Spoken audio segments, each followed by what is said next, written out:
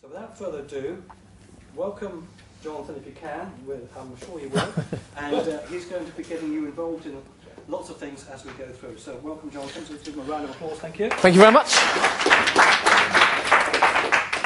Hello everybody. Like David said, we met so long ago, it's hard to remember, but I think that in groups like this, you really do get to know people, don't you? I mean, I'm sure over the time, I get David's emails a lot of the time, and I'm sure over the many months, you've really got to know people. And that's when I got to know David. When we were in America, we actually shared a room on an NLP course. Topher Morrison, I don't know if anybody's ever heard of him, brilliant guy. And we're in America, and that's when I met David really for the first time, and I found out he was a chef. We lived in for a week and a half, 2 weeks, we had a self-contained flat.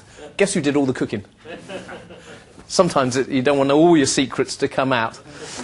And he invited me here tonight because he thought, I deal a lot of communication. I do a lot in schools, I do a lot in business. And he felt that it'd be great if I just came and shared with you just a few ideas. A few ideas of perhaps how we can communicate better. Because David also knew that years ago I was in the computer industry. After 9/11 it crashed, like everybody knows. I was made redundant from a firm up here in London. And I was scouting around for things to do. I actually became an estate agent.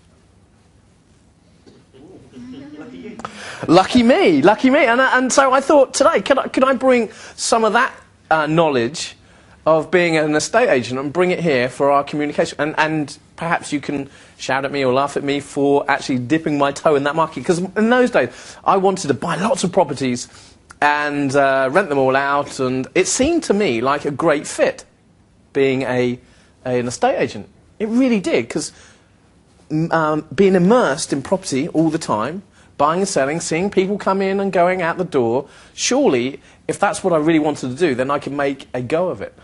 And after 4 months, I didn't. But I want to give you a little bit of what I felt was what worked for me and what worked for some of the people coming through the door.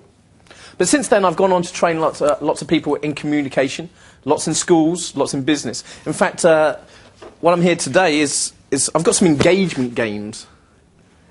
Doesn't mean you have to get engaged, but it just means you have to engage in the game.